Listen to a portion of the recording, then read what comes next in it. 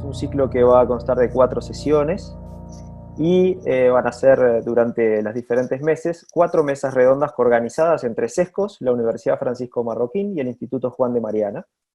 Quien va a moderar la sesión será Jacobo Ramos Boll, que está cursando actualmente su maestría en Georgetown y será quien reúna la información, tal como dijo Arturo, para volcarlas luego en un policy paper que al final de las 4 sesiones tendremos bastante material que nos darán los expertos y también la devolución de esta mesa redonda. Eh, la realidad es que se abordarán los desafíos que enfrenta la universidad en el presente, pero también siendo conscientes que son desafíos que se enfrentan desde hace varios años. En un mundo que avanza con una rapidez quizás no antes vista, parece ponerse en jaque a varias instituciones y paradigmas del mundo que conocemos. La universidad es una de las más afectadas, pero me animo a afirmar que una de las más relevantes, porque en ella nace la actitud crítica que nos ha permitido cuestionar para crecer y el progreso de la humanidad en diversas áreas. La sociedad y la universidad han sido inseparables desde sus comienzos y una unión indivisible que se encuentra fuertemente vinculada al desarrollo del mundo actual, a la solución de problemas presentes y futuros y la capacidad de hacerle frentes a cuestiones sociales, económicas, científicas y culturales con la rigurosidad que se merece. En esta sesión de hoy abordaremos de la mano de 2 expertas, María Espirós y Laura Mascaró, la problemática que nos mantiene en desvelo en referencia a la transición online post-COVID y la crisis inesperada de la universidad. Crisis que no comenzó hace 2 meses con la pandemia, esa es la realidad, pero quizás se remonte a más de 20 años atrás, que sin embargo hoy emergen a la luz problemáticas que dejan a la vista los puntos más débiles y un traspaso forzado al mundo digital que parece ser insostenible, aunque también el desacople y el desfasaje de la velocidad en la que progresa la universidad y la velocidad con la que avanza el mundo. Dicho esto, voy a presentar a las expertas en educación María Espirós y Laura Mascaró, para luego dar paso a sus exposiciones. María Espirós es doctora en educación y máster en educación egresada de la Universidad Hort Uruguay y licenciada en psicología. Actualmente ejerce el cargo de directora de Relaciones Internacionales en Hort Uruguay, donde lleva adelante la planificación de la cooperación internacional, convenios académicos y la Oficina de Intercambio Estudiantil. También dirige el Centro de Idiomas y la Cátedra de Idiomas de la Facultad de Administración y Ciencias Sociales de Universidad Hort Uruguay. Además se desempeña como docente e investigadora del Instituto de Educación de la Universidad Hort en innovación y educación a nivel de maestría. A lo largo de su carrera ha participado en varios proyectos relacionados al sector, llevando adelante en los últimos años en colaboración con Deakin University de Australia, un proyecto de investigación financiado por prestigiosas instituciones uruguayas como son la Agencia Nacional de Investigación e Innovación, conocida como ANI, y la Fundación Ceibal, enfocada en el desarrollo de alfabetizaciones digitales en estudiantes preadolescentes en redes sociales. Luego, Laura Mascaró, nuestra otra experta, es licenciada en Derecho por la Universidad de Barcelona y cursó grado de Pedagogía en la Universidad Nacional de Educación a Distancia. Es autora del libro Sin Escuela y directora del documental Educación a la Carta. Además ha escrito artículos de diarios, en diarios como Última Hora, Diario Menorca, Crianza Natural, La Razón, y también ha escrito para el Instituto Juan de Mariana. En el 2008 implantó el homeschooling en su hogar y se ha dedicado hasta el presente a promover y asesorar familias sobre este método de enseñanza. En el 2012 fundó la Asociación Nacional Plataforma por la Libertad Educativa para impulsar reformas en España que promueven la legalización de la educación en el hogar, la atención a necesidades educativas especiales y la creación de centros docentes.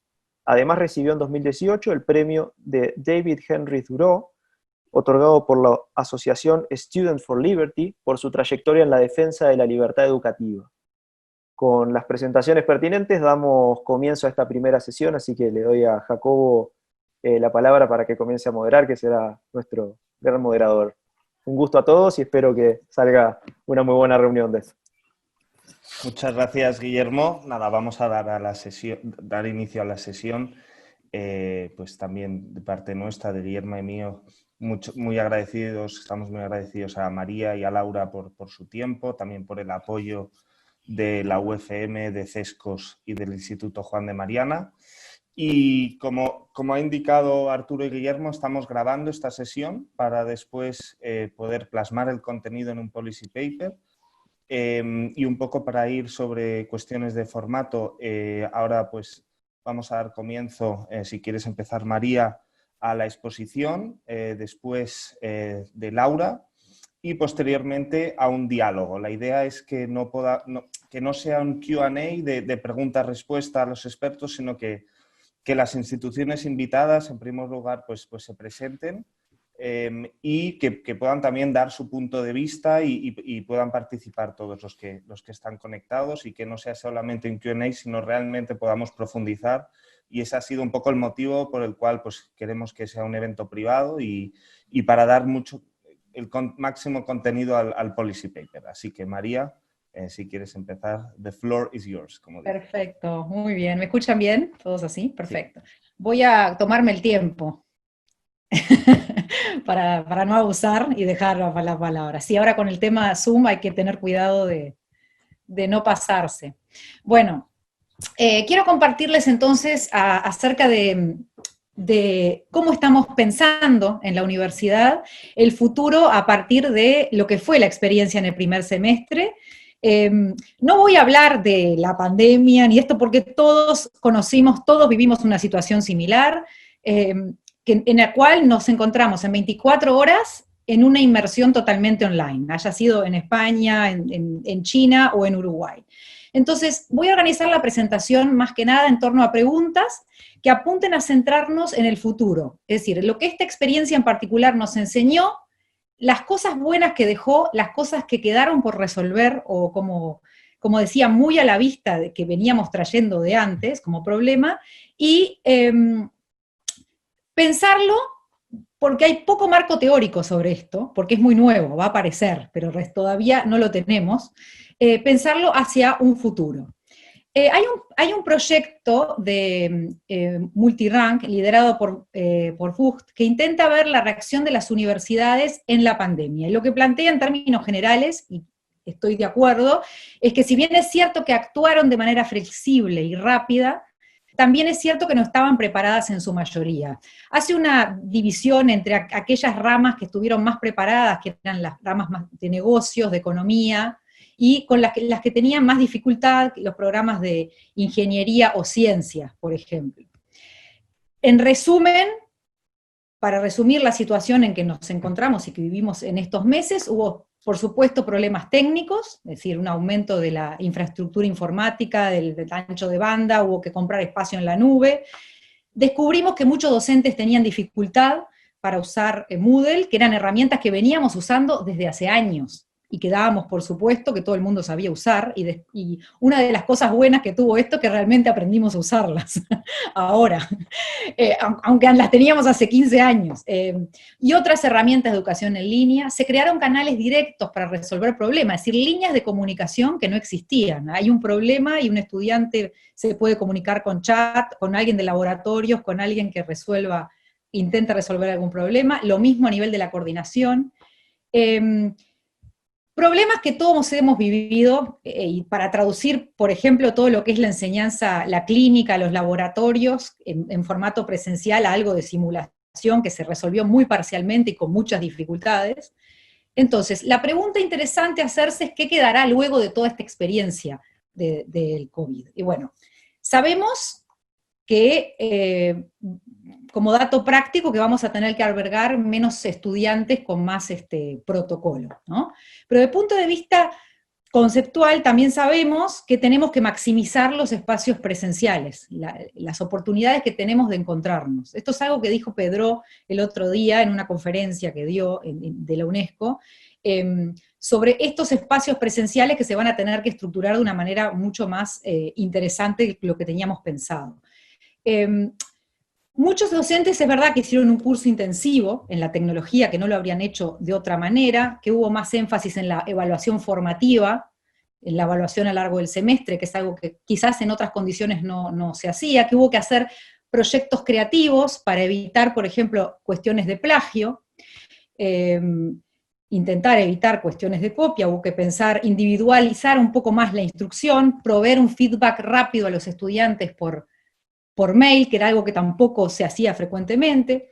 Pero lo más importante, y es lo que quiero destacar, es que lo que ayudó fue a pensar la enseñanza como un problema, no como algo automático que hacemos, que enseñamos. Lo pensamos como un problema, aprendimos que enseñar a distancia no era tan fácil, que involucrar en un sentimiento de comunidad a los estudiantes, especialmente aquellos de primer semestre, que todavía no tienen una fuerte afiliación a la universidad, que no son estudiantes universitarios, estrictamente hablando, era muy difícil.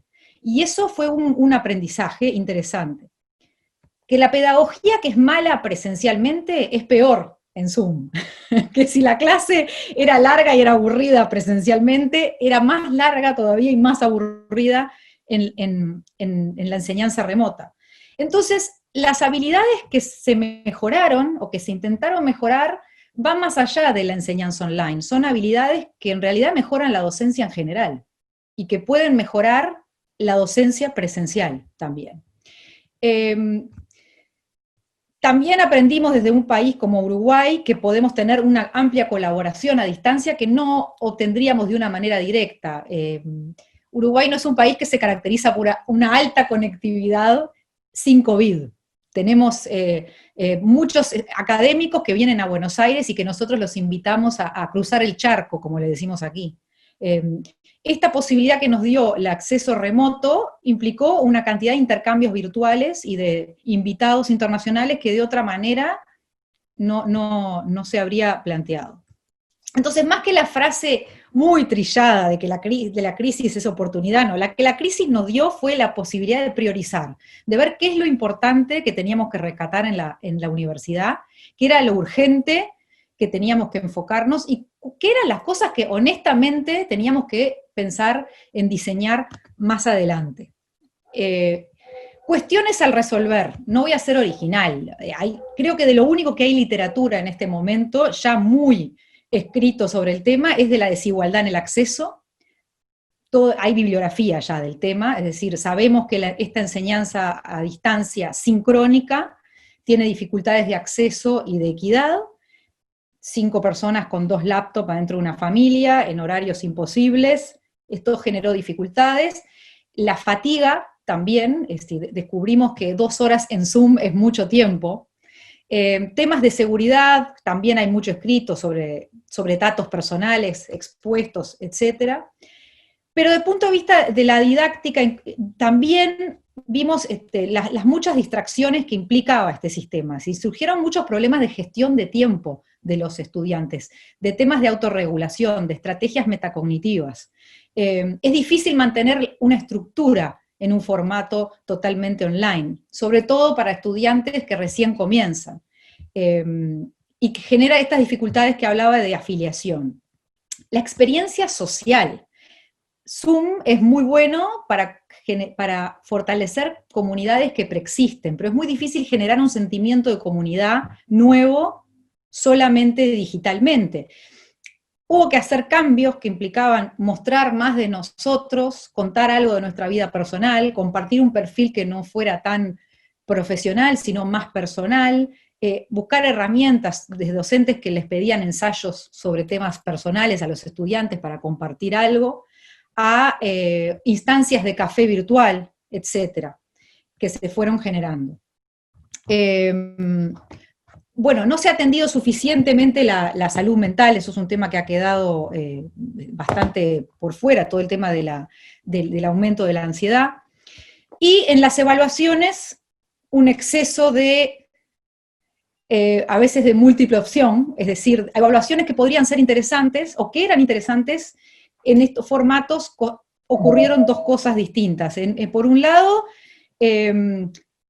como no tenemos, por lo menos en nuestra región, técnicas muy avanzadas de control de identidad. Ustedes han visto, por ejemplo, en los exámenes internacionales, que se están viendo en el SAT en Estados Unidos, por ejemplo, todas estas técnicas biométricas de control de facial, de control de sonidos del ambiente, de cámaras, de fotografías que sacan fotos cada tantos segundos de control de pestañas emergentes, hay un montón de cosas. Bueno, eso no son herramientas que nosotros tuviéramos en ese momento, no las tenemos ahora, entonces el énfasis está en el diseño de la prueba de evaluación, que implique que tú sabes que el estudiante va a usar materiales, entonces va a implicar un rediseño de la prueba, y también énfasis en lo que es la post-evaluación, todo lo que es el control de plagio. Todo esto es nuevo y tiene una percepción dentro de la comunidad académica muy nueva y de poca validez, como una herramienta que en realidad permite copiar. Entonces, todo este tema de la evaluación es un tema muy interesante para ver. Aprendimos a pensar que no hay una dicotomía de distancia presencial, después de sumergirnos en el mundo online y hacer una traducción literal de la clase presencial a Zoom, tenemos una mirada más balanceada de lo que puede ser realmente necesario hacer a distancia, pero sincrónicamente, y lo que podemos hacer a nuestro ritmo. Por ejemplo, las clases pueden quedar grabadas si solamente es una presentación, pero maximizar el tiempo de encuentro, por ejemplo, los debates para un encuentro en Zoom, como una de las herramientas. Este semestre de marzo fue adaptarse a una situación en circunstancias de estrés. Y esto es importante decirlo, porque cuando uno mide la satisfacción, si uno midiera la satisfacción de los docentes y los estudiantes, tampoco es lo mismo, tiene un gran sesgo, porque no es lo mismo un estudiante que se inscribe a una universidad sabiendo que es online, lo que va a tener, a un estudiante que terminó en eso porque no tuvo otra opción. Y lo mismo desde los docentes, no fue lo que firmamos, it's not what we signed for. Esto no era lo que estaba escrito en nuestro compromiso docente. Entonces es difícil juzgar la satisfacción desde ese lado, hay que tener una perspectiva un poco más flexible. ¿Cómo pensamos la actitud y la comunicación de cara al segundo semestre? Yo no sé si leyeron una carta publicada por el Provost de Harvard, fue en abril, está en Twitter, que vale la pena leer, les voy a dejar el link porque está buenísima. Está muy buena por la humildad. Es bueno leer una carta que plantea, tiene un párrafo ya hacia el final de la carta, que a ver si les leo un poquito ahí. Creo que ¿cómo estoy de tiempo? Más o menos 10 minutos, ¿verdad? Tengo unos 5 minutos. Sí, va bien, sí. Bien. Voy a leer un párrafo nada más, pero plantea que si se tiene que enseñar de manera online el próximo semestre, voy a traducir y decirla. Anticipamos que la experiencia será muy diferente a la de este semestre, porque tuvimos solamente 2 semanas para prepararnos, los docentes actuaron con ingenuidad, con flexibilidad, etc. Pero acá viene lo interesante, con más tiempo para prepararnos tenemos confianza en que podemos generar una experiencia más engaging, atrapante. Más que buscar una experiencia lo más cercana posible a la vida en el campus, deberemos concentrarnos en desarrollar la experiencia educativa remota de la mejor manera posible. Si uno lo lee, es una carta que reconoce que hubo dificultades en el primer semestre en Harvard y que las cosas se hicieron como se pudo, pero que no fue perfecto y que hay una fuerte voluntad en que sea mucho mejor más adelante. Termina haciendo una base en la larga experiencia innovadora de la universidad y agradeciendo a toda la comunidad académica. Entonces, la siguiente pregunta, después de ver los problemas, cómo lo vivimos, sería cómo pensar la didáctica post-COVID. Bueno, la flexibilidad parece ser clave. Hay un documento del MIT, de Remote Teaching, de Reich, que está muy bueno, que lo que hace es resumir, a la forma de investigación, los principales consejos que dan las agencias de educación, y los consejos son muy simples, los resumen 3, cuidar la equidad y la inclusión en este tema fundamental como 1, cuidar que la comunicación sea transparente, tanto dentro de la comunidad como con los estudiantes. Esto no está pensado para educación superior, es para toda la educación, así que incluye familias, y atender a generar guías un poco claras para la educación. Esto es algo clave, por ejemplo, todo lo que es las búsquedas bibliográficas y las subidas de material digital, bueno, a tratar de acceder a materiales que se puedan bajar, que sean simples, que no sean pesadísimos, que impliquen un trabajo imposible de parte de los estudiantes, y no es un momento ideal para búsquedas bibliográficas autónomas y profundizaciones grandes, sobre todo en los primeros semestres. Entonces, la clave es la flexibilidad, dar opciones. Esto en todo nivel. Si tenemos estudiantes que pueden ir a clase y otros que no pueden o no quieren ir, bueno, va a haber que plantear una participación presencial, una participación en foro, una participación con un ensayo, y esto requiere una arquitectura mucho más compleja desde el punto de vista de la coordinación también. Después, este texto de Justin Rich lo recomiendo, del MIT, como un buen resumen. Después, la relevancia de los contenidos, es obvio, priorizar contenidos, priorizar en las evaluaciones elementos de cognitivos interesantes, debates, que los estudiantes tengan que explicar lo que hacen como forma de también evitar la copia, pero mejorar los procesos cognitivos a su vez, es decir, defensas orales, etc. Y mejorar todo lo que es la coordinación, tanto en lo normativo, que fue fundamental, porque se hizo un esfuerzo grande, les doy un ejemplo, hubo que recoordinar fechas de parciales y fechas de instancias de evaluación. Eso, que en condiciones normales es inviable, habría que tener cierta flexibilidad en estas situaciones. Y humanizar la experiencia en el aula. Esto fue una demanda que si los que estamos dando clase lo hemos vivido muy fuertemente, esta demanda de hacer un acercamiento humano y generar estas instancias de uno a uno también, que son más fáciles de conseguir en lo presencial, porque es más fácil encontrarse con el profesor en el pasillo que generar esa instancia en lo online. Y para terminar, pensar que, bueno, que crear cursos online, esto requiere mucho tiempo, requiere aproximadamente 2 años crear un curso verdaderamente online, que tenga el diseño, que se pueda navegar en los materiales fácilmente. Entonces, bueno, está toda la discusión de si esto fue realmente online a distancia o fue un ejercicio de traducción de la enseñanza presencial a esta otra modalidad. Si será el futuro de la educación, la enseñanza online, no lo sé, no lo sabemos. Lo que sí, y creo que es el aprendizaje que por lo menos desde nuestro lado hemos experimentado, es que tenemos que bajar nuestras pretensiones. Es decir, aunque cada docente pueda aprender todas las herramientas digitales, la experiencia no replica la experiencia presencial, no es esa la búsqueda. Y esta insatisfacción, por otro lado, no nos tiene que llevarnos a la conclusión de que entonces la enseñanza online no existe, es decir, no funciona. Es no tener esta visión generalizadora, ni una cosa ni la otra. Este sentimiento de humildad, de que no tenemos todas las situaciones dominadas, de que estamos aprendiendo en cualquier nivel de la universidad, o sea, no solamente en lo académico, sino desde la gestión de la crisis, fue una experiencia muy interesante y muy positiva que habría que conservar, incluso más allá de esta crisis en particular. Me quedarían muchos más elementos para discutir sobre lo que significó esto, pero me gustaría quedarme con esta pregunta sobre lo online al futuro en la educación.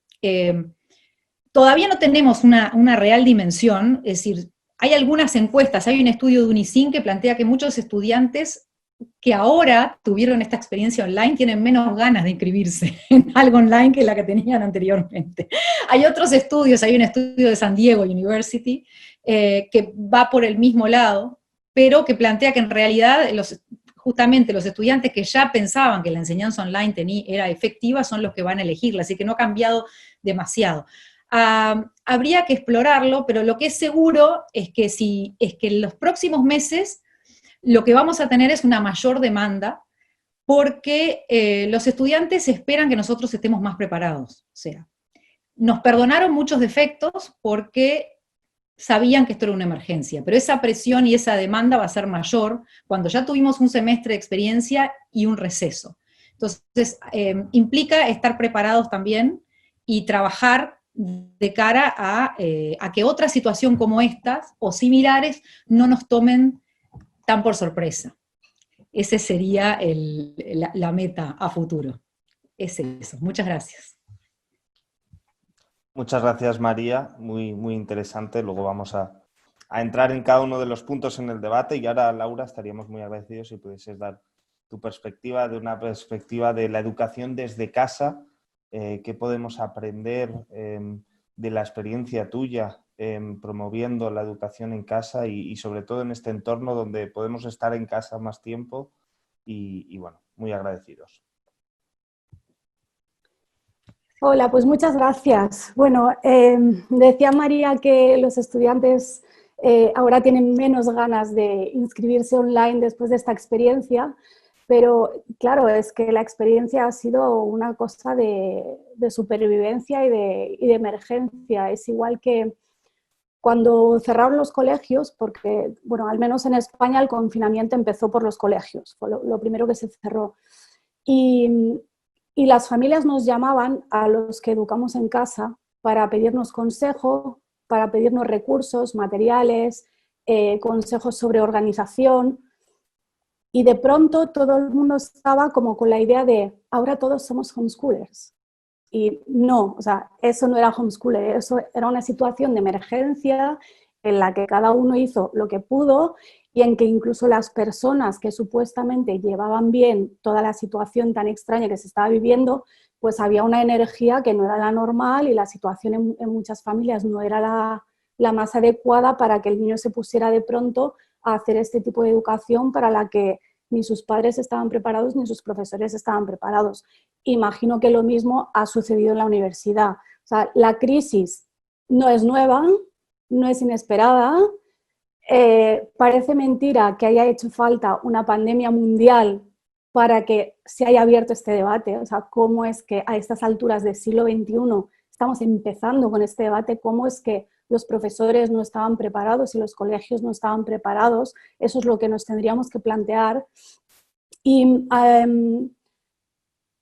no es cuestión, es algo también que ha dicho María, no es cuestión de si va a ser online o va a ser presencial, es cuestión de qué vas a hacer y cómo lo vas a hacer.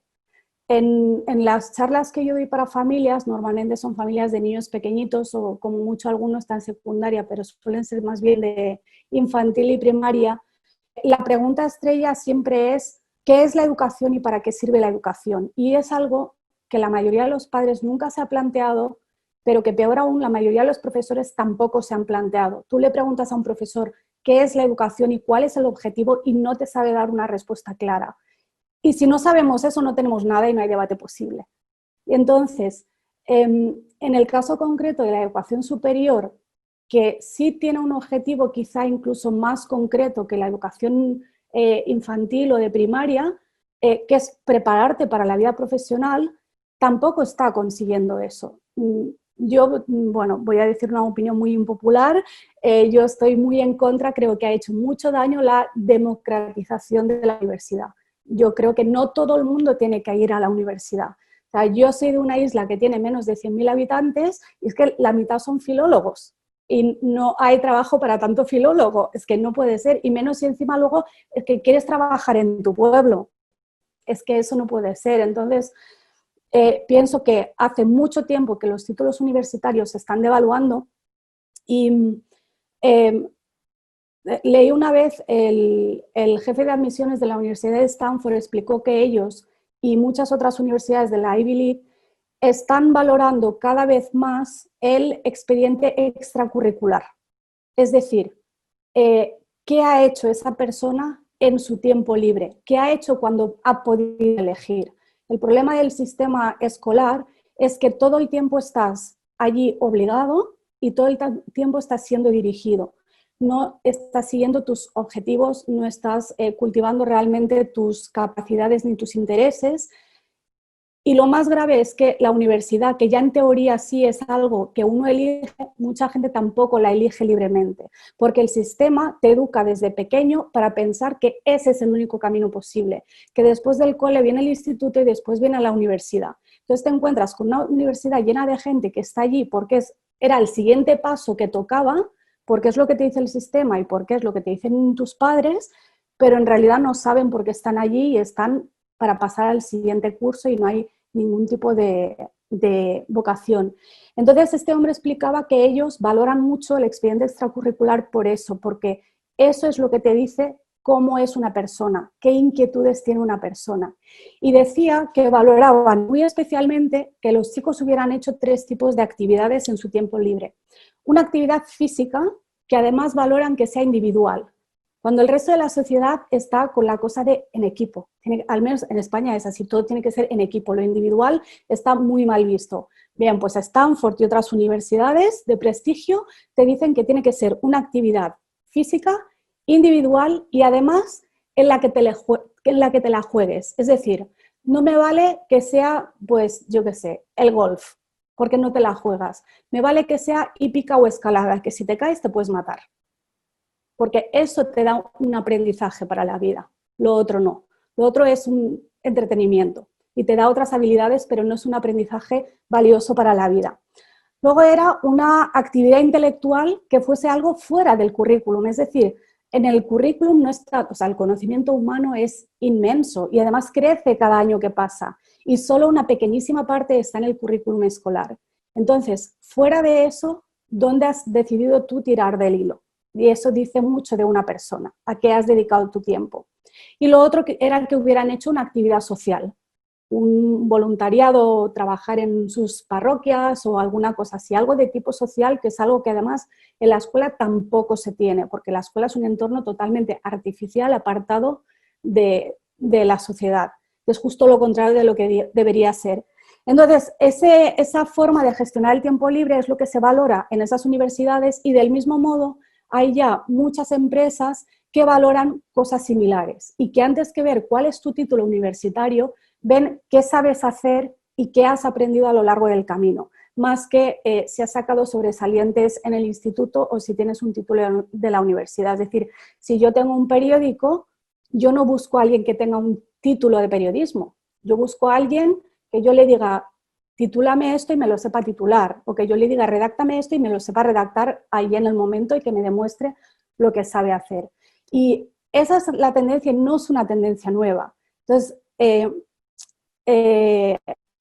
la cuestión con la universidad es que está como muy anquilosada, que funciona un poco por inercia y además en la mayoría de los países está profundamente regulada, lo cual dificulta también que aunque desde dentro se abran todos los debates que queréis abrir, luego a veces se tienen las manos atadas para hacer eso que ahora llaman innovación educativa y que yo creo que siempre llega como un poquito tarde. Entonces, ¿qué aprendemos de los homeschoolers? Pues lo primero que aprendemos es esto que les decía a las familias al principio del confinamiento. Yo les decía, lo que tú haces ahora no es homeschooling. Y además, para hacer homeschooling nunca te va a funcionar si tú lo que haces es replicar la escuela dentro de casa. Es otra cosa diferente. Y creo que lo mismo pasa con el tema de la educación superior online. Si tú te limitas a replicar lo que hacías en el campus físico, te limitas a hacerlo en el Zoom, no has avanzado nada. Es como, yo recuerdo cuando en España llegó la idea de hay que quitar los libros de texto en el colegio y los profesores usaban fotocopias. Entonces, ¿qué sentido tiene eso? Con el online pasa un poco lo mismo. Si te conectas al Zoom y haces lo mismo que harías en la facultad. No, o sea, hay que intentar aprovechar un poco más todo lo que nos da la tecnología, que nos da muchísimas oportunidades y que ya se conocen. Y otra cosa que se puede aprender de los homeschoolers es que, retomando con lo que explicaba de la Universidad de Stanford, una cosa muy positiva que aprenden los homeschoolers es a gestionar su propio tiempo. Y te encuentras con chavales de 11 y 12 años que son perfectamente responsables porque han sido responsables de su tiempo desde que eran pequeñitos. En la universidad muchas veces te encuentras gente que, lo que decía antes, ha estado siempre dirigida y en cuanto tiene un poco de libertad no sabe qué hacer con ella. Porque la libertad se aprende practicándola de a poquitos y progresivamente. Entonces los homeschoolers sí tienen eso y suelen tener muy claro qué quieren hacer y qué no quieren hacer. Y por eso muchos de ellos rechazan la universidad, directamente no quieren ir a la universidad, no quieren perder 4 años de su vida porque sienten que es perder 4 años de su vida, sino que se enfocan en pensar a qué me quiero dedicar, qué quiero hacer con mi tiempo y entonces se forman por su cuenta, que a veces eso incluye cursos universitarios y se usa mucho Coursera y ese tipo de sitios, pero no quieren el título oficial, a menos que quieran ser médicos o abogados, que ya te obliga el sistema, rechazan eso. Muchos son muy creativos, muchos tienen espíritu emprendedor y la universidad sinceramente mata esto. y algunos de los que sí deciden ir a la universidad van a la universidad a distancia precisamente para tener esa libertad de poder gestionar su propio tiempo, que es algo que María comentaba, que en esta crisis se ha visto que, bueno, sí, no estábamos preparados, pero además una de las dificultades ha sido la gestión del tiempo por parte de los estudiantes. Pero es que eso, si no lo has practicado, de pronto tienes 20 años y de pronto tienes que practicarlo. Es como las finanzas, ¿no? Nunca has tenido tu propio dinero y de pronto con 20 años tienes un sueldo, te haces una hipoteca y te hundes en la miseria, porque obviamente no se puede empezar por ahí. Por eso yo siempre digo, prefiero que mi hijo se equivoque a los 7 años con 15 euros que a los 20 con una hipoteca, ¿no? Y bueno, mi conclusión es esa, que habrá que ver si la universidad tiene capacidad de reacción, que creo que la mayor dificultad que va a tener es, de un lado, la mentalidad, que está como muy anquilosada, y de otro lado, todas las trabas burocráticas que existen. Pero sí creo que es una oportunidad maravillosa para aprender de cómo dar una educación más individualizada y en la que el estudiante tenga más protagonismo en el sentido no de que sea la estrellita, sino de que se haga responsable de su propia educación, que es algo que debería fomentarse desde pequeños y en cambio se está haciendo todo lo contrario. Muchas gracias. No he controlado el tiempo, así que no sé si me he pasado o me he quedado corta. Todo fantástico, ha ido muy bien a nivel de tiempo y de contenido excelente. Pues abrimos el turno de, no las preguntas, sino también las intervenciones de los que queráis participar. Si os pudieseis pues presentar brevemente para que Laura y María sepan quiénes sois y nada. ¿Quién rompe el hielo? Bueno, lo rompo yo si quieren. Por mi parte, felicitaciones. Me han interesado mucho las dos presentaciones. He tomado bastantes notas para el diálogo posterior. Y nada, por presentarme, yo soy fan del trabajo de Laura, obviamente. Muy fan, además, de sus libros y sus artículos y tal. La sigo desde hace años. Y a María, pues no la conocía, pero un verdadero placer. Trabajo en el Juan de Mariana y como profesor en la Universidad Francisco Marroquín. Soy Juan Ramón Rayo Gabriel Calzada, me pusieron de director del Juan de Mariana, lo cual no es nada bueno. Son todos jaleos y problemas, pero en eso estoy en la actualidad. Así que a la orden, y cuando hago eso, pues ya entramos en el debate de las ideas que se han puesto sobre la mesa, que son muy interesantes.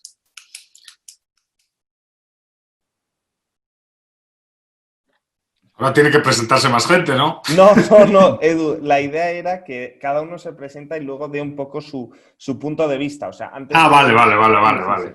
Bueno, yo sobre el tema de la educación, vamos a ver, esto es una cuestión que ya en la Universidad Francisco Marroquín discutimos en su momento debatiendo a Clayton Christensen, ¿no? En ese trabajo sobre la universidad disruptiva. Porque efectivamente la crisis de la universidad no viene de ahora, viene de antes, ¿no? Y en Estados Unidos es un tema que se lleva discutiendo por lo menos durante la última década. Por una cuestión de precios, por una cuestión de incorporación al mercado, por varios problemas que tiene la universidad, ¿no? Yo efectivamente creo que debemos de, por lo menos, reflexionar sobre una nueva universidad, ¿no? Hay otras filosofías que habrá que ir incluyendo. En la Marroquín creemos que es aprender haciendo, ¿no? No solo con una educación teórica, sino a través de colaboratorios e intentando innovar en el aula, ¿no? Claro, poniendo en práctica nuevas metodologías. Yo, por ejemplo, llevo ya más de 5 años utilizando el método socrático. Aulas pequeñas, 5 o 6 estudiantes. Hemos intentado probar con más estudiantes, la verdad es que funcionan. Yo creo que hasta 18 o 20 estudiantes se puede llevar un ritmo de participación en sesiones de 90 minutos muy bueno, y la verdad es que las evaluaciones que dan, la retroalimentación que suelen dar los estudiantes en relación a las clases que disfrutan del método socrático son muy positivas, ¿no? Es un poco escapar del formato tradicional de clase magistral, pero a mí me gusta. Y luego los colaboratorios, yo creo que es un elemento central y una marca de la casa en la UFM que ha aumentado también mucho la satisfacción de los estudiantes, ¿no? Ponerlos a resolver problemas y que por lo menos el 40% del valor de la materia esté orientado a eso, ¿no? Y el futuro de la universidad, honestamente, a lo mejor yo tengo una perspectiva muy clásica y muy admiradora del modelo británico, pero yo creo que va a ir por ahí, va a ir por fomentar la responsabilidad individual en el estudiante, o sea, y el fomentar la responsabilidad individual implica menos clase y más trabajo por su cuenta o en equipo, y la capacidad para diseccionar problemas en interacción con el profesor, y que el profesor por momentos deje de ser profesor, sencillamente se convierta en una especie de facilitador para que el ritmo en el aula tenga, bueno, para que adquiera fluidez en la cuestión en el aula, ¿no? Entonces, en ese sentido, el modelo tradicional, yo tengo varios amigos, por ejemplo, ahora mismo hay un ex estudiante mío guatemalteco que está en Oxford. Ese modelo para mí es un modelo genial. 4, una semana, escribe un artículo, discuto un artículo, yo como profesor tuyo te facilito bibliografía, pero el trabajo es tuyo, la responsabilidad es tuya, y vienes aquí con 2, 3, 4 personas a discutir para ver si podemos mejorar tu trabajo, para ver si entre todos y a través de una discusión académica podemos potenciar tu trabajo. Yo creo que esa es la mejor manera en cuanto al fortalecimiento de lo que es la educación en clave teórica, revisión de literatura, todo este tipo de cuestiones. Pero eso es una parte de la educación, porque como bien decía Laura, al final lo que buscamos en la universidad es que salgan preparados para el mercado laboral. Entonces, esa formación teórica y, digamos, de tutoría personalizada no es suficiente. Y ahí es donde las herramientas como el colaboratorio, que yo creo que Arturo puede explicarnos mucho más en ese sentido, el colaboratorio es una especie de ágora para resolver problemas, que se asemeja un poco a la toma de decisiones que existe pues, en un think tank, cuando tenemos que resolver un problema, o en una empresa, cuando tenemos que resolver un problema, o en nuestro caso, pues a lo mejor en una oficina, digo en nuestro caso porque yo me dedico a ciencia política, pues a lo mejor en una oficina de un organismo internacional o cosas así, ¿no? Entonces, la idea es intentar aprender a través de la puesta en práctica, ¿no? Que muchas veces, pues por lo menos la Universidad Española, y creo que varios de los que estamos en la sala pues hemos sufrido esa universidad porque realmente era un sufrimiento, era pues exámenes al final de cada semestre, las clases, si ibas, si no ibas tampoco importaba porque era una clase magistral en la que no había diálogo, no había la capacidad para retar al profesor, aquel que se atrevía a retar al profesor tendría un problema luego futuro, entonces evidentemente plagado de argumentos de autoridad, o sea, todo ese tipo de cosas hay que eliminarlas de la universidad. Se ha avanzado mucho, yo creo que se ha avanzado mucho. Mi experiencia trabajando en la Universidad de Santiago de Compostela y en la Universidad Francisco Marroquín, hombre, creo que se ha avanzado mucho, pero aún así tenemos que seguir innovando. Y esta crisis nos va a empujar, casi con total seguridad, a un modelo, pues un poco lo que está haciendo el plan de la Universidad de Cambridge. O sea, las clases masivas, llevarlas al mundo en línea, porque no tiene sentido tener una clase magistral y pregrabada, por lo menos, y no tiene sentido llevarlas ahí.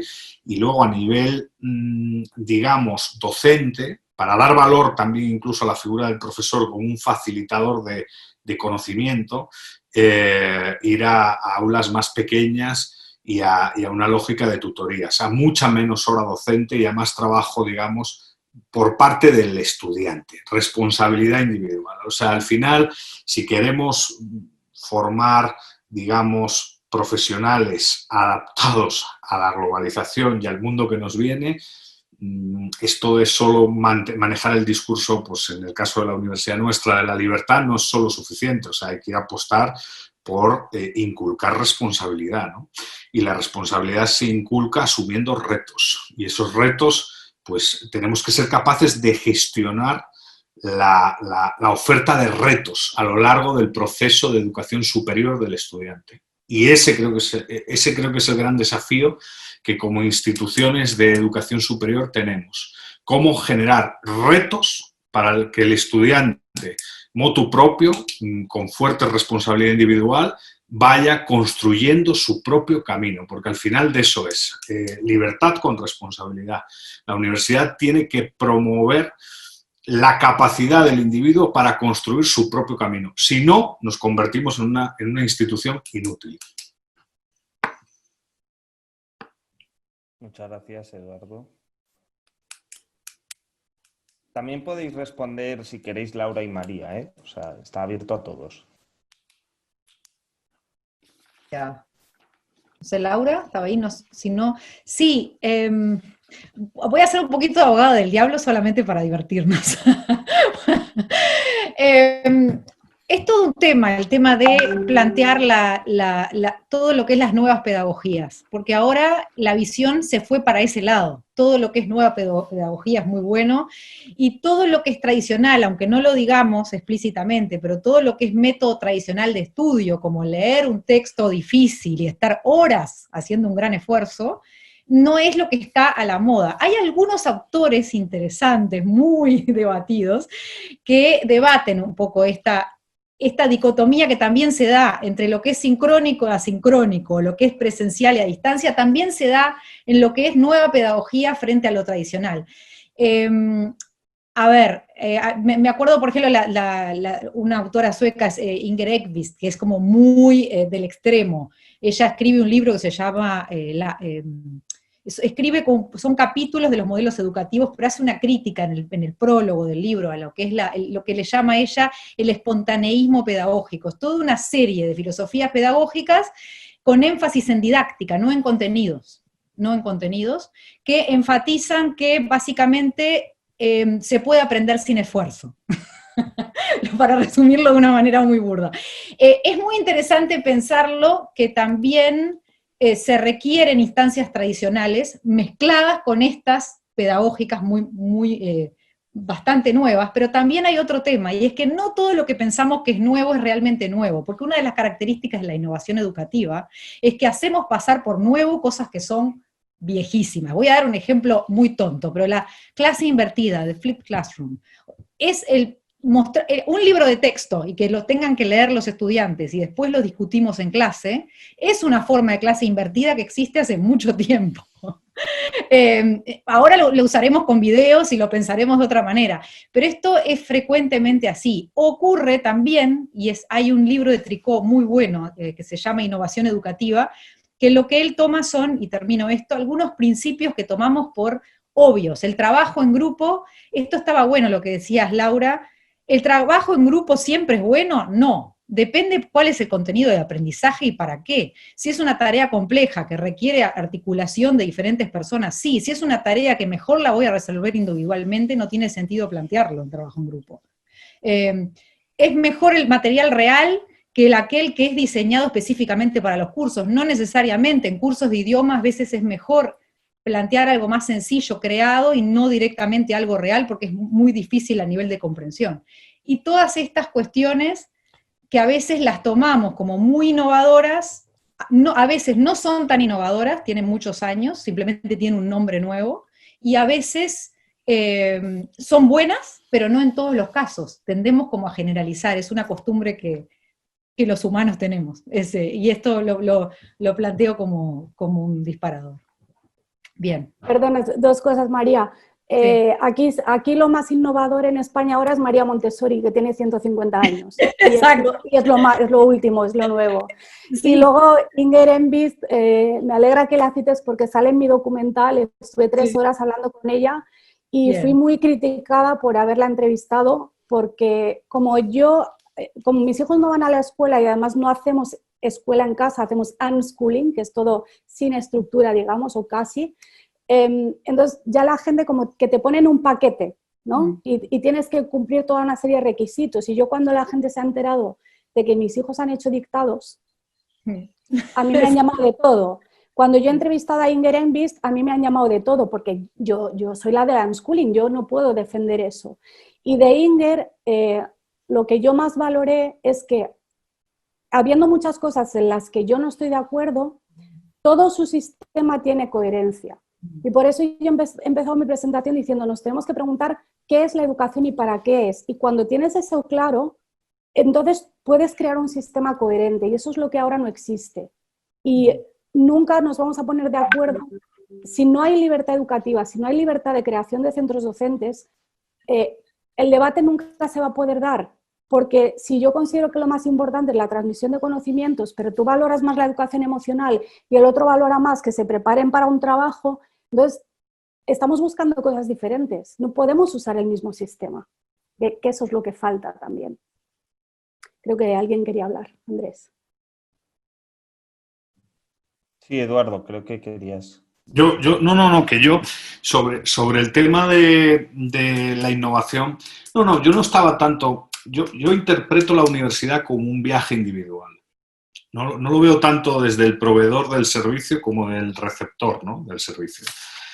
Claro, en ese viaje individual hay que contribuir con varios elementos. Quizás los primeros años es transmisión de conocimiento y quizás los últimos años es formación de carácter, capacidad para asumir responsabilidades.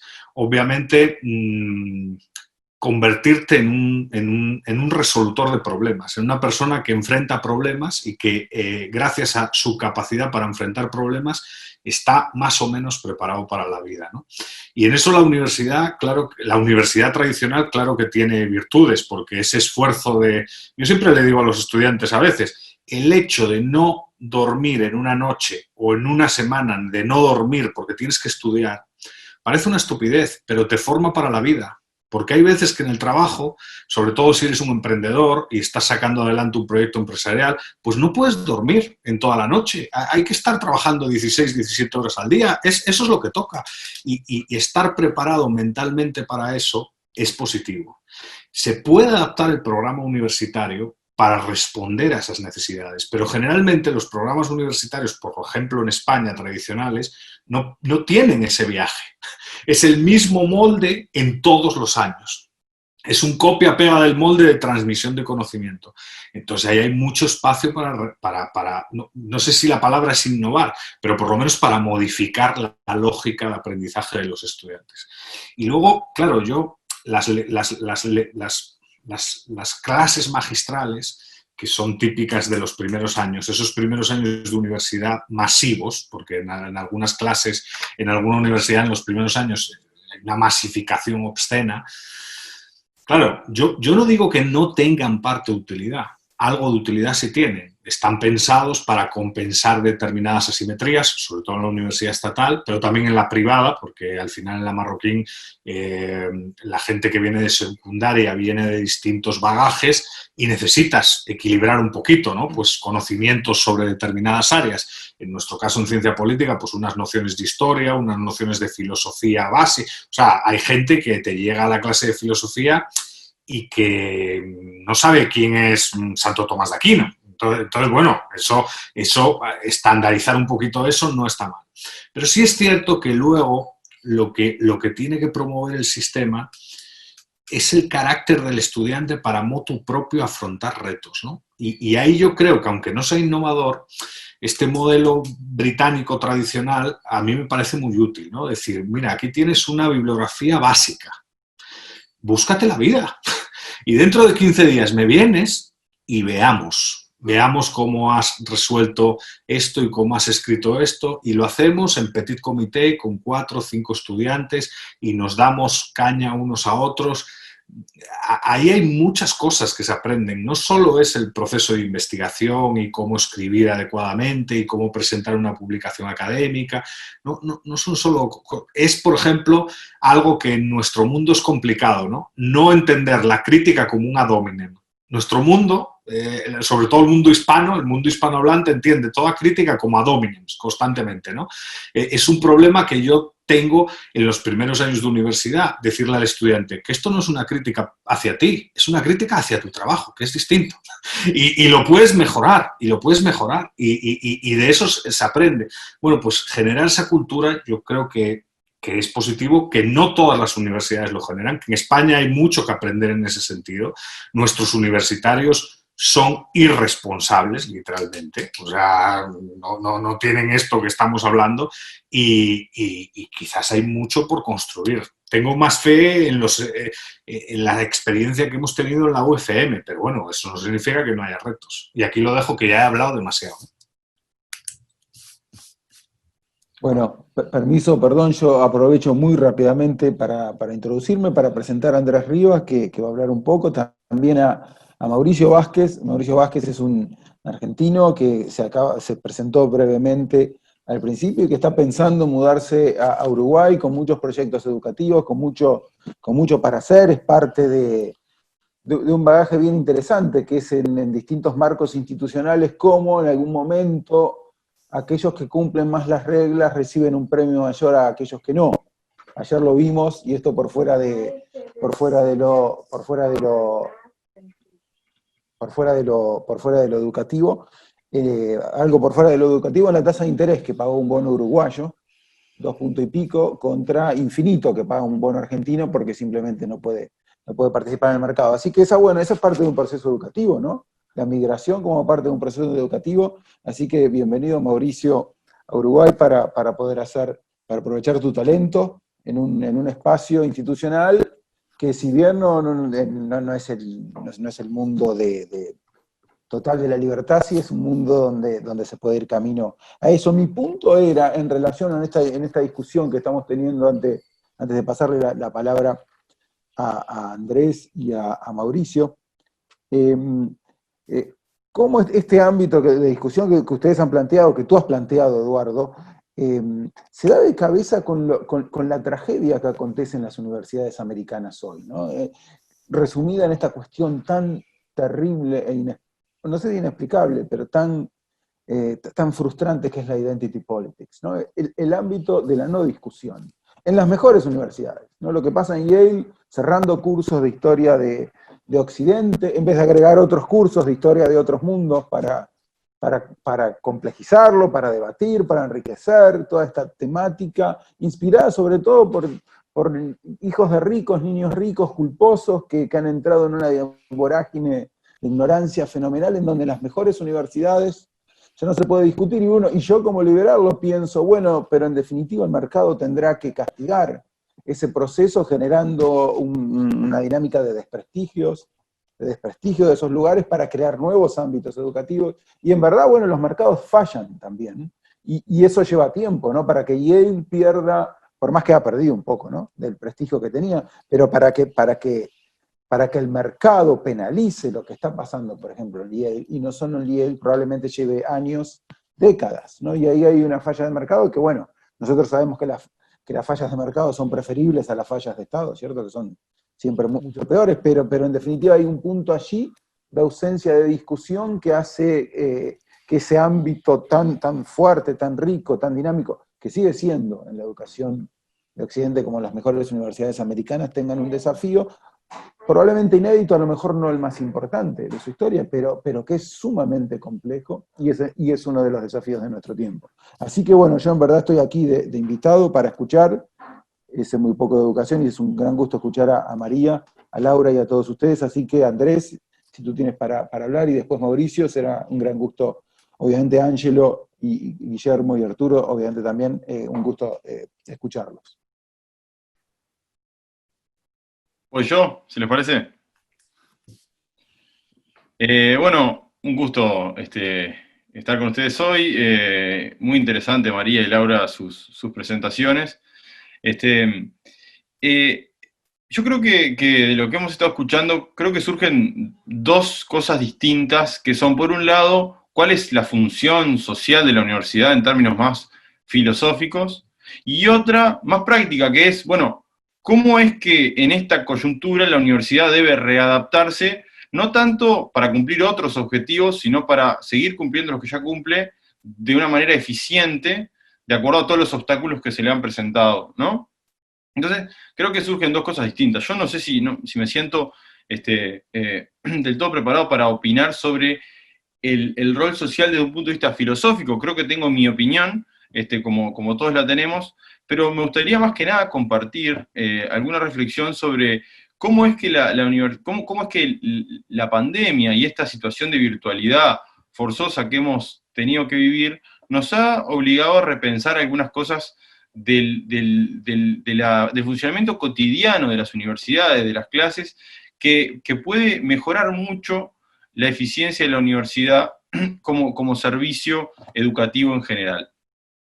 Y hay algo que me parece que vale la pena advertir, que es, creo que cada uno de nosotros en mayor o menor medida, yo creo que en mayor medida, damos nuestra opinión en función de lo que nosotros vemos en nuestra comunidad, de acuerdo a las fortalezas y debilidades que la universidad tiene en nuestra comunidad, en nuestro país o en nuestra región, ¿verdad?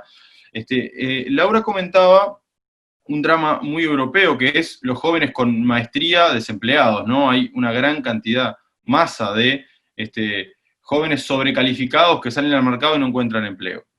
Y justamente me hizo reflexionar, porque yo lo que venía pensando es, bueno, creo que desde el punto de vista del acceso, esta forzosa virtualidad nos ha permitido democratizar mucho más la educación. Y eso es algo que a mí me parece, y creo que las cifras respaldan lo que voy a decir, que en Uruguay es un problema bastante grande. Es decir, el acceso a la educación universitaria en Uruguay es enormemente inequitativo.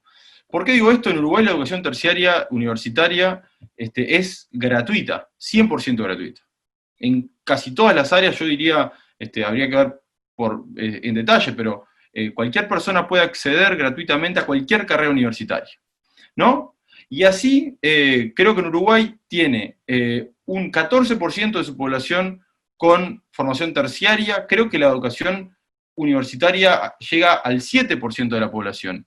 Y cuando miramos desde el punto de vista socioeconómico, el quintil de mayores ingresos, el 50% de los estudiantes accede a la educación universitaria, y en el quintil de peores ingresos, solo el 2% accede a la educación universitaria.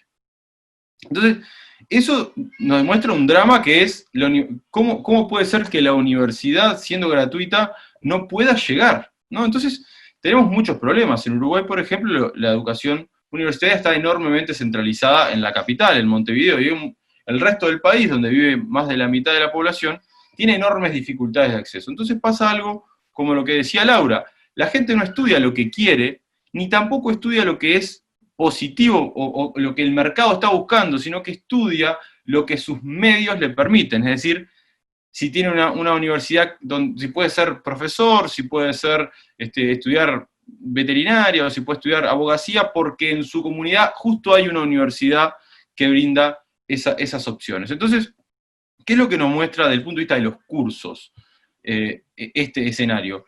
Es que no es, la presencialidad no era algo tan sagrado como para no admitir que que se pueden ofrecer otros cursos para llegar a personas que de otra forma no tendrían la capacidad de acceder a una educación universitaria. No estoy diciendo en ningún sentido de sustituir una cosa por la otra, sino que la virtualidad, incluso en carreras que tienen que ver con cuestiones técnicas, que no son de ciencias sociales, que no son estas carreras que de repente muchos de nosotros estamos acostumbrados a experimentar, pueden acercar cierto nivel de conocimiento terciario a otras personas que están en otras comunidades. Y a su vez, esto lo estoy pensando en términos nacionales, pero obviamente también nos permitiría repensar mejor la capacidad y el valor que tienen los títulos que son brindados de forma virtual, online, ¿no? Sustituyendo de alguna forma, en algunos aspectos, lo presencial, perdón. Entonces, un primer aspecto era ese. Yo creo que de aquí, si no hay un retroceso, digamos, al origen del momento previo a la pandemia, creo que esto nos va a permitir tener una visión un poco más positiva de las ventajas que tiene democratizar la educación en términos virtuales para todos aquellos que desde el punto de vista físico tienen un impedimento para acceder. Y lo estoy pensando en términos de Uruguay, de América Latina. Obviamente todo esto también implica repensar una política pública de conectividad, ¿no? En Uruguay esto funciona muy bien porque hay fibra óptica en casi todo el país, y el Estado ha centralizado todo ese desarrollo de infraestructura, que es 100% estatal, pero obviamente hay otras, en América Latina hay muchos países que tienen enormes dificultades geográficas de acceso y de otro tipo, también de conectividad, que impiden ambas cosas, ¿no? Tanto lo presencial como lo virtual.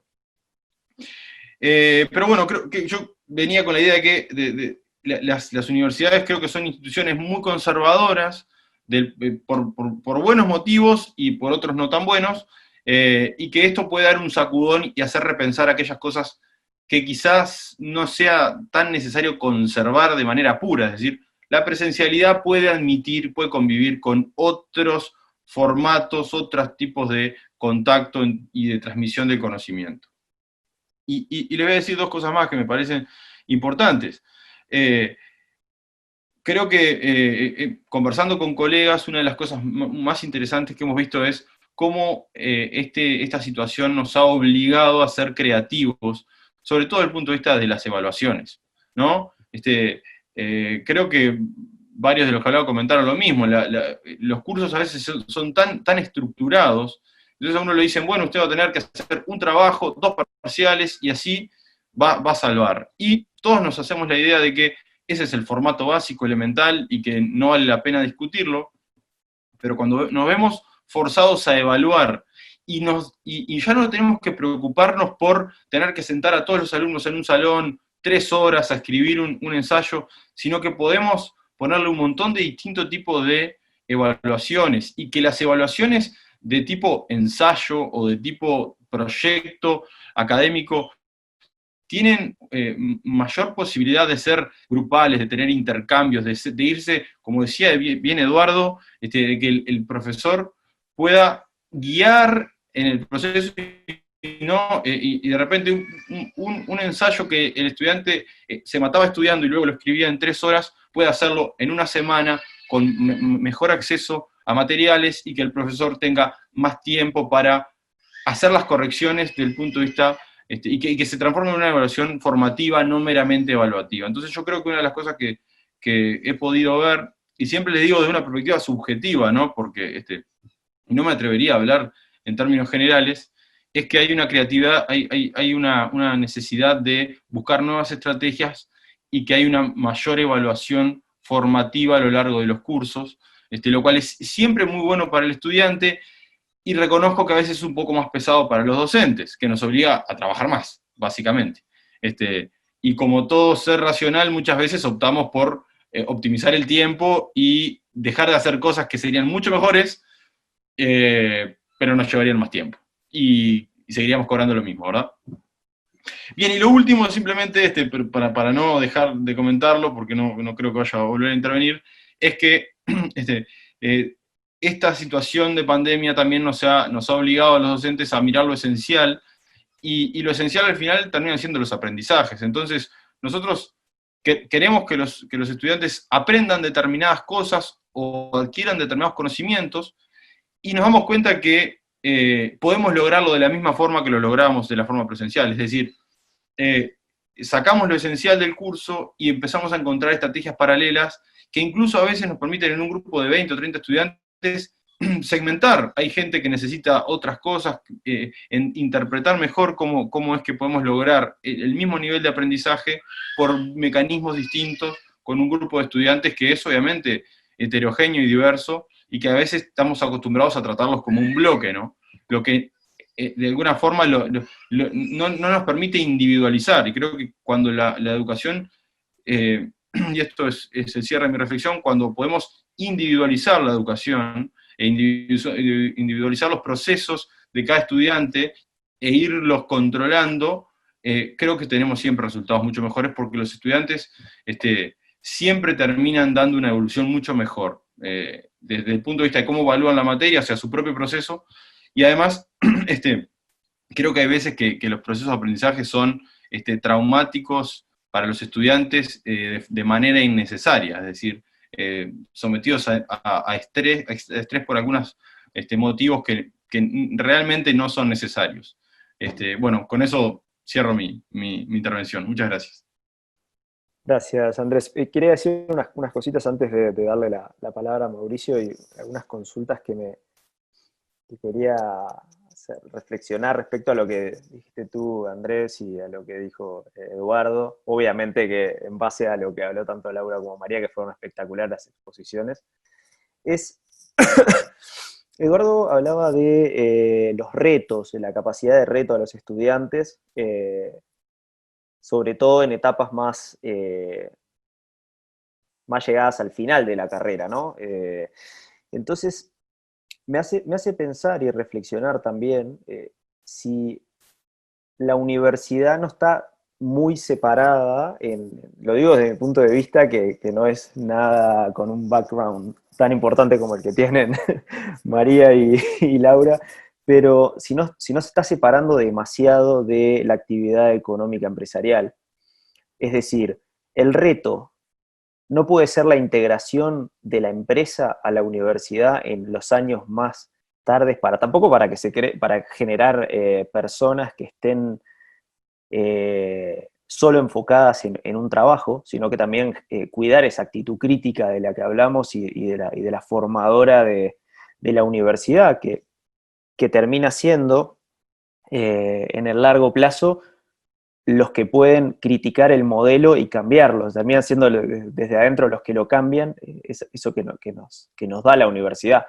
Pero en los últimos años de universidad, yo creo que las pasantías terminan siendo cortas e irrelevantes, y pensar este cambio online, sobre todo también en el marco de lo que decía Andrés, de la gente del interior o de la gente de fuera de Madrid, que tiene que terminar en Madrid o en Barcelona o en Uruguay, tiene que terminar en Montevideo porque no están las condiciones dadas en el interior.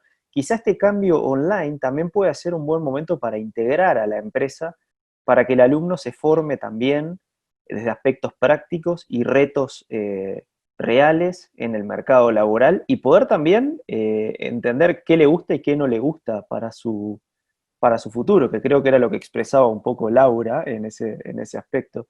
Así que bueno, quería hacer esa reflexión y bueno, también saber qué opinan, si realmente son dos caminos paralelos que cada vez se separan más y necesitan empezar a acercarse hasta confluir, o estoy equivocado quizás en que tengan que seguir paralelos, ¿no? Muchas gracias y disculpen.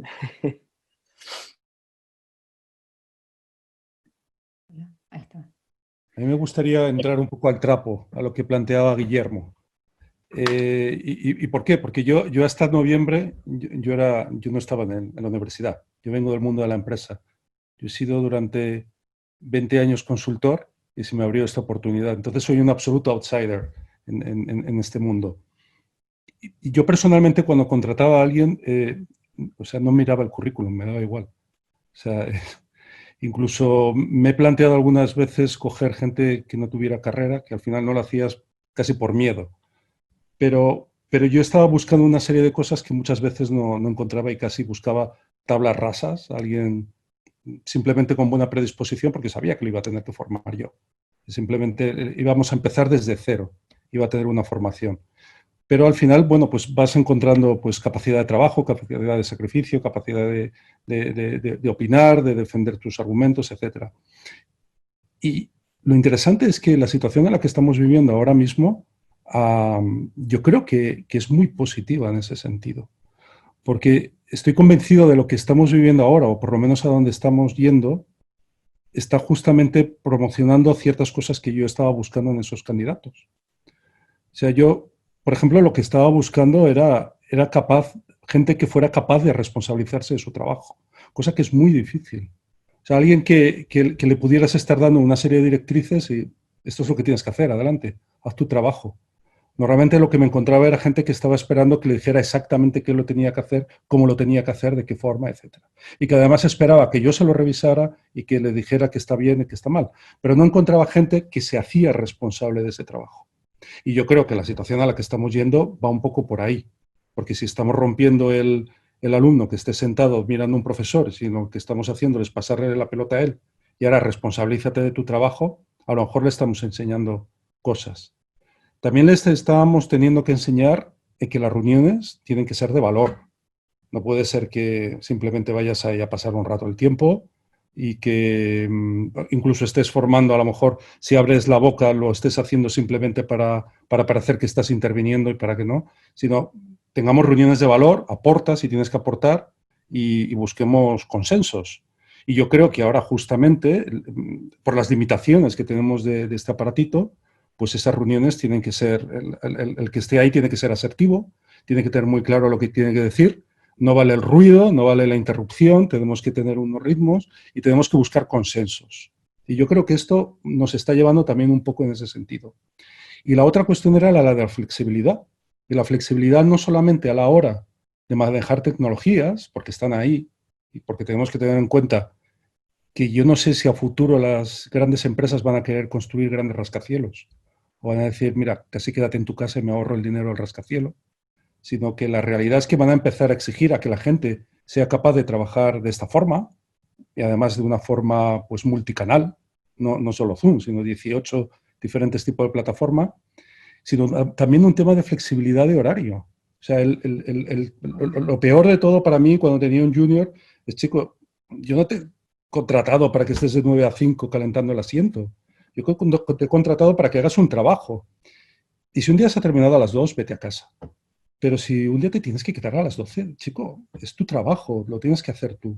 Y yo creo que también esto nos está ayudando a eso, a que entienda de que no es una clase que va de 3 a 4 y se acabó, sino que esa clase, ese proceso de enseñanza, se prolonga a lo largo del tiempo y que tienes que aprovecharlo y que tienes que ser tú responsable de él. Y esa es simplemente mi reflexión que quería hacer. Y Arturo, además, abre las posibilidades, creo, de ampliar la cancha globalmente, ¿no? Porque a un chico, lo pongo en el caso uruguayo, un chico que vive en Rivera, que tiene que venir a estudiar a Montevideo y que pueda hacer sus prácticas con una empresa en Brasil o en Guatemala, y mantener unas prácticas mediante convenios de las universidades con determinadas empresas fuera del país también. Digo, creo que esta herramienta online también abre un montón de posibilidades, además de obviamente los problemas que hay que solucionar porque son urgentes, como decía María, ¿no? Los problemas urgentes, pero también pensar en no solo solucionar esos problemas, sino también agregarle valor para nuestra generación, que ni siquiera es la mía. Yo capaz que ya creo que soy el más joven de los que estoy acá, junto con Jacobo, pero igualmente ya me queda algunas cosas que las tengo obsoletas, porque el mundo se mueve a una velocidad que parece ser rapidísima. Así que bueno, impresionante poder también aportar a eso que decías, Arturo. Creo que María, ¿querías decir algo? Mauricio, cuando quieras, adelante, ¿eh? Yo levanté la mano cuando ustedes quieran. Ah, vale, como queráis, pues Mauricio. Bueno, nada, muchas gracias a todos por esta invitación. A ver, sí, como comentaba un poco al principio Guillermo y Pedro, yo tengo un tipo de educación un tanto extraña. Yo comencé mi secundario aquí en Argentina, dentro de la Fuerza Aérea Argentina, una estructura absolutamente, si se quiere, reglamentada, ¿no? Nosotros teníamos hasta reglamentado qué tipo de pantalón y pelo teníamos que usar, en qué horario ir a comer, en qué horario ir al baño, etcétera, etcétera. Pero al mismo tiempo, ese lugar donde yo me capacité estaba muy íntimamente relacionado con hacer cosas. Porque en última instancia lo que terminábamos haciendo luego de pasar por el aula era aplicar lo que habíamos visto en el aula con objetos muy peligrosos, como encender una turbina o usar un martillo neumático o cosas que realmente, literalmente te podían cortar una mano o cortarte la cabeza, ¿no? Y ese proceso yo lo pasé desde que tenía 13 años en adelante. Y tal vez el colegio al que fui yo, que aquí en Argentina es un poco conocido, es como que no se había ayornado a muchas cosas. Y yo ese no ayornamiento lo celebro porque, por ejemplo, nosotros nos tratábamos como señores. Y teníamos 13 años y éramos señores. Y para quienes nos capacitábamos, para quienes nos capacitaran, éramos adultos. Desde el primer día éramos adultos. Sin embargo, éramos adultos dentro de determinada jerarquía. Los alumnos que estaban al final de la cursada, que era de 6 años, de alguna manera tenían como la obligación y la prerrogativa de educar a los otros. Y no de educarlos en el sentido solamente de lo técnico, sino también de la cultura organizacional. Por lo tanto, todos los que estábamos adentro de ese proceso, que en muchas cosas era muy malo, pero en otras era, entiendo, bastante positivo, entendíamos que estábamos para algo y éramos parte de algo. Empiezo por ahí porque después, bueno, yo fui a la Universidad de Buenos Aires, que los argentinos siempre será por el agua, el clima o qué, nos creemos que somos lo mejor de todo, y esa megalomanía yo también la tengo, pero al revés, yo creo que somos capaces de destruir más que nadie. Yo escuchaba al comienzo esto de la universidad no debe ser para todos, lo cual yo estoy totalmente de acuerdo, pero aquí en Argentina eso es incluso peor que en Cuba, porque en Argentina la universidad pública ni siquiera tiene exámenes de ingreso, ni pide permanencia, ni notas, ni etcétera, ni etcétera, ni etcétera. O sea que es difícil, y aquí es un debate no instalado, pero en ciertos círculos sí constante, el hecho de que Argentina es en ese sentido más abierta, entre comillas, que la famosa universidad cubana. Por lo tanto, aquí tenemos un montón de gente que va a la universidad, y retomo algo que decía Laura al principio, con el que estoy totalmente de acuerdo, es que no saben para qué. Y durante este periodo de la pandemia, eso se me hizo un poco como más chocante, y yo saqué 2 notas en periódicos de aquí de Argentina que en mi universidad a algunos le gustaron y a otros no. Pero tenía que ver con esto de que, a mi entender, la universidad está recreando cíclicamente, perdón, niños. Y yo lo notaba porque el primer énfasis que se tenía en las reuniones de docentes era cómo vamos a saber si los chicos están estudiando. O qué tipo de técnicas tenemos que aplicar para saber si han leído el texto. ¿Y qué tipo de técnica tengo que aplicar para ver si están conectados o no a la clase? Y si puedo exigirles que pongan la cámara o no puedo exigirles que pongan la cámara. Lo cual obviamente no es que estoy exceptuado de eso, yo también me subí a esa montaña rusa y me puse a ver cómo podía hacer que hicieran algo para... Pero en determinado momento, tal vez por esa experiencia previa de educación un poco diferente a la que yo mismo me sometí, porque ese colegio militar lo elegí yo, no me enviaron mis padres, me empezó a hacer mucho ruido. Porque en última instancia, si esos chicos estaban ahí, que ya no son chicos, primera deformación del lenguaje, ¿no? De algo que estamos asumiendo, son adultos. Son adultos incluso para el sistema legal argentino, ya son mayores de 18 años. Para mí un adulto ya a los 13 años se lo puede empezar a considerar así, que es como me consideraban un poco a mí. Y también por toda una experiencia personal, esto que decía Pedro al principio, mi familia queda fracturada en el año 89 con una gran hiperinflación, mi padre se va de Argentina, y ese cambio, yo tenía 9 años, también me invitó al mundo del adulto desde otro lugar, porque mi familia estaba pasando un montón de necesidades y me tuve que encontrar tomando decisiones de adulto.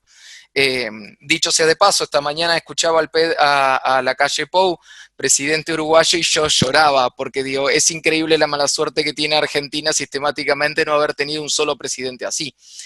Por eso es que viene esta invitación que me autohago a irme a Uruguay, ¿no? Pero dicho eso, digo, yo me encontraba con estos chicos, o estos jóvenes, o estos adultos, tratando de ver qué estudiasen. Entonces, lo que escribí en esa nota es...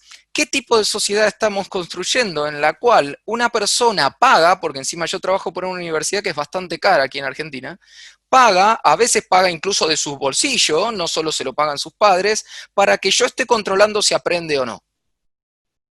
Digo, ¿qué tipo de persona estoy formando? Independientemente de lo técnico, si puede manejar Bobbio, yo también soy politólogo, si puede manejar Bobbio, si puede describirme una democracia competitiva o no, o etcétera. ¿Qué tipo de persona estoy formando? ¿Qué tipo de persona estoy formando? Y aquí viene la segunda pregunta que me hago. ¿Para qué la estoy formando? Es un poco lo que hablaba el otro día con Guillermo. Para mí, yo también vengo un poco por propia voluntad del mundo del coaching, y la pregunta clave ahí que se hace en el coaching, que está muy bastardeado, pero bien estudiado, es algo interesante, es ¿para qué? ¿Para qué haces algo? Entonces, a mí ahí es de donde me surge, y también por este paso por esta universidad en particular, que nació pensada, la que les contaba hace un ratito, de Almirante Brown, que es una localidad de aquí de Buenos Aires, nació pensada para el mundo industrial, y lo que empecé a ver, y también por recorrer muchas aulas de lo que es la escuela media en Argentina y de la escuela primaria en Argentina, es que esto que señalaba Guillermo hace un ratito, esta división entre el mundo del empleo y del desarrollo profesional, no lo hablemos de empleo, porque en última instancia empleo a veces remite a asalariados y no a emprendedores, pero de un modo y el otro uno, estoy convencido, puede ser hasta un asalariado emprendedor, buscando soluciones en su ambiente laboral, más allá de tener garantizado a fin de mes cierta renta. El mundo de la educación crea sistemáticamente personas dependientes que no saben para qué están ahí. Y eso llega a lo ridículo, incluso en una universidad como esta que les digo, que es la Universidad Argentina de la Empresa, donde las matrículas son altas, la persona está invirtiendo un dinero que tal vez podría dedicar a viajar o a otra cosa para tener un título que no sabe para qué lo tiene. Y estoy convencido de eso no por presuposición a priori, sino porque se los he preguntado. Yo hago esa pregunta desde el primer día que me han invitado a dar clases ahí. ¿Para qué vienen aquí? Y algo que tuve que implementar también, y tomo de la charla que decían hace un ratito, digo, hay dos cosas del mundo medieval que yo recuperaría, que tal vez son antiguas, pero son muy interesantes. Primero, las universidades en el mundo, en ese mundo medieval, de alguna manera, eran un reducto de librepensadores. Era el lugar para ir a pensar. Era el lugar donde el rey tal vez no te cortaba la cabeza por decir alguna herejía. La universidad ya no es así, a tal punto que cuando yo hago esta pregunta al comienzo de la cursada y les pregunto para qué vienen aquí, les digo, jóvenes o alumnos, ya cerré la puerta, hablen libremente. Y se los dibujo en el pizarrón, es uno de los 3 acuerdos que yo hago al comienzo de dar clase. Uno de los acuerdos es cuando cerramos la puerta, con respeto y argumento, pueden decir lo que quieran. Siempre y cuando respeten al otro y estén argumentando, digan lo que quieran. Entonces cuando les pregunto para qué vienen aquí, les digo, es válido decirme porque me manda mi papá. A mí me sirve como feedback, voy a saber qué hacer con esa clase. Y lo segundo que recuperaría de ese mundo medieval, que se ve incluso en series televisivas, porque ahora el mundo medieval está muy de moda, es que la búsqueda de conocimiento era muy áspera e implicaba una entrega personal. La búsqueda del maestro como aprendiz era una cosa fuerte y que pesaba y que te signaba para todo el resto de la vida. Sin embargo, hoy en día, con esto de la democratización de la educación y que todo esté al acceso y etcétera, ya no se valora. Entonces, a mí lo que más me preocupa de fondo, como para ir cerrando todo lo que estuve pensando, y lo voy a ejemplificar con lo siguiente. Yo hoy estoy con ustedes porque en el afán de tener una mejor vida, con mi esposa nos hemos sentado a planificar un distinto futuro y empezamos en ese contexto de descubrimiento que implica una cierta actitud, un etos particular con respecto a la vida, a buscar soluciones. Y buscando esas soluciones le escribí a un amigo, y mi amigo me conectó con Pedro, y a su vez a Pedro le manifesté algo, y Pedro me invitó a hablar con Guillermo, y Guillermo me invitó a esta charla, y de esta charla me llevo, por ejemplo, lo que decía María y lo que decía Laura, que dicho sea de paso es una preocupación personal que tengo, Laura, porque después de haber conocido a los docentes, algo que hemos decidido con mi esposa es jamás mandar a los chicos a la escuela el día que tengamos chicos, porque terminaría mal esa experiencia conmigo. Entonces empezamos a investigar sobre homeschooling. Digo, esa actitud de búsqueda, de tratar de abrirse el camino, yo no la veo presente en los estudiantes. Y les cierro con la última anécdota. Yo soy docente de metodología de la investigación en ciencias sociales en UADE y tutoreo tesis. Y sistemáticamente este cuatrimestre fue muy duro, porque contestaba cosas como las que decía Eduardo. El trabajo es tuyo. Es tuyo. E incluso cuando le corregíamos algo con mi ayudante porque estaba mal formulada la hipótesis o porque no había correspondencia entre dependiente e independiente, se enojaban. A lo cual yo le respondía, a diferencia de mi ayudante, que se ponía mal y decía, mirá, si considerás que eso está bien, presentalo así, a lo sumo desaprobarás. Pero el trabajo es tuyo, porque la idea es poder empoderar a partir del error y no desempoderar a partir de darle la solución, o incluso estar abogando porque haga bien las cosas el alumno. Digo, es mucho lo que hay que cambiar. Y dicho sea de paso, en estas posturas no estoy muy acompañado por mis compañeros docentes. Quiere decir que el problema no está solo en los alumnos, lejos está de estar en los alumnos. Eso es un poco lo que puedo compartir y muchas gracias. Muchas gracias, Mauricio. Ay, perdón, las Laura, víctimas. Sí.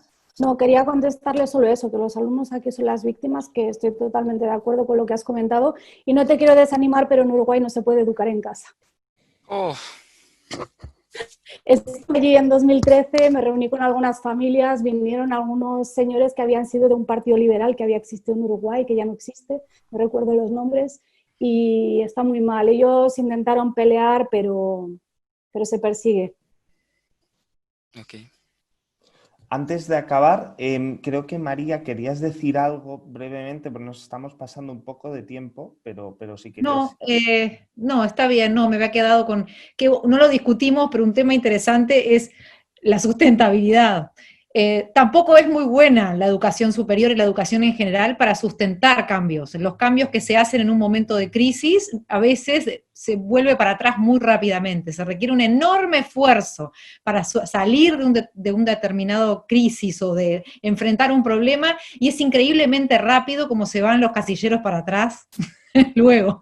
Es decir, no asumir tampoco con una visión demasiado optimista que lo que hemos aprendido va a tener grandes efectos. También tenemos que cuidar que sea sustentable y que no esté sola, y que las cosas que logramos, que son muy buenas, no estén solamente basadas en 2, 3, 4 liderazgos, sino que realmente sean transversales y que impliquen un cambio de pensamiento en eso. Era simplemente eso lo que quería comentar.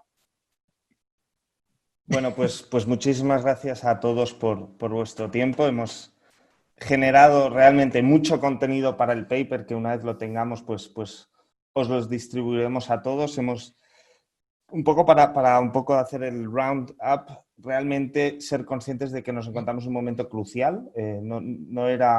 Nadie sabía que venía esta pandemia, pero como bien habéis dicho, pues ahora pues el replanteamiento de la educación ya vuelve a sus orígenes, vuelve a la filosofía, cuál es la utilidad, como ha dicho Laura, como ha dicho María, y realmente cómo podemos preparar a los alumnos en esta nueva era, porque esta aceleración, pues supongo, pues en los libros de historia se hablará cómo la pandemia habrá transformado, todavía no sabemos cómo, y esperamos pues que los papers que resulten de estos debates puedan contribuir a esta discusión sobre el futuro, y agradeceros de nuevo vuestro tiempo, vuestras contribuciones, y nos vemos pronto.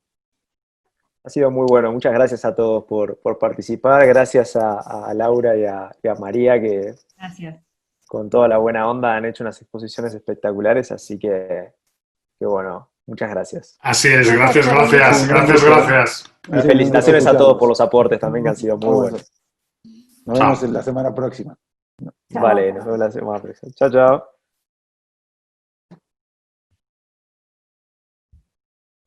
Al final me he quedado. Sí, te veo que te has quedado, sí. Sí, es que me interesó mucho. Me interesó un tema que estamos todos los días hablando. Así que dije, mira, ocúpate tú de unos mentoring y se ocupa de otra persona. En la última sesión, la estamos terminando de diagramar, pero la idea es hacer un debate más profundo, filosófico, de la integración de la empresa en el sistema educativo. Okay. Si tienes algún aporte para hacer para cómo enmarcarlo, adelante. Pero va a ser el 16 de julio, o sea que recién ahora, mañana vamos a ponernos a cerrar la del jueves que viene, que va a ser sobre el problema de internacionalización en las universidades de Latinoamérica con Europa, y la elección de los estudiantes norte-norte, Estados Unidos-Europa. Después te lo paso bien, pero va a ser algo así. Y la siguiente es la digitalización, el aporte de la digitalización en la educación. Y la última es la que quiero hacer con la empresa, como para que sea la última y la que sea más potente. Que ahí sí ya tienes pensado a alguien que mira, le interese. Hay una persona, mira, es que además yo creo que encaja. Este es un tipo que viene del mundo de Deloitte, Ernst & Young, etcétera. Se montó ha trabajado en Disneyland, es de recursos humanos, organización. Se montó su propia consultora, él además es medianamente liberal conservador. Estuvo ayudando a montar, conoce bastante gente del PP, estuvo ayudando a montar Vox, etcétera. Espera, que te voy a conseguir el contacto de este hombre. Y es un tipo bastante, pues, piensa las cosas muy... De esos que tienen una visión más... Luis Fernando, más allá de lo que tenemos la mayoría de las personas, ¿no? A ver, espera un segundo, a ver si te lo encuentro. Aquí. Fernando Rodríguez. Correcto. Ok. Yo, de hecho, lo estoy utilizando ahora para unos mentoring. Te lo paso, ¿tienes aquí el chat? Ah, sí, ya está. Sí, se está sumando Jacobo también, así... Ahí lo tienes. Bien, Luis Fernando Rodríguez. Rodrigo, se llama así. Yo creo que si le quieres contactar tú directamente a través nuestro, lo que fuera, porque seguro, si le encaja, seguro que se apunta. Luego, tema digital, quien puede aportar muchísimo es la directora de UFM Labs, Ah, bien. que es la organización que tenemos dentro de la universidad dando apoyo tecnológico. Esta mujer montó todo el sistema de Zoom, etcétera, en 2-3 días. Y aparte está continuamente investigando el mercado que hay ahí, qué nuevas alternativas y todo eso. Te voy a pasar también el Carla Silva, es encantadora además, muy buena. Estoy aquí de vuelta, que me ha dicho Guillermo. Sí. Estaba explicándole simplemente que en principio no me iba a quedar, pero me ha interesado mucho y al final.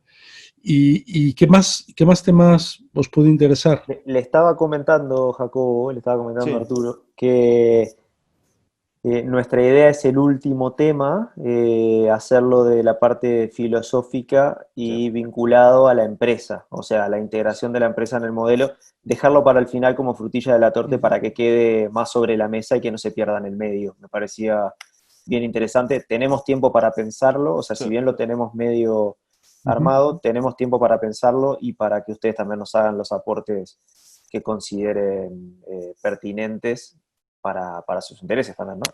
Sí. Yo estas dos personas incluso, o sea, estoy pensando más como expertos, no como panelistas, ¿eh?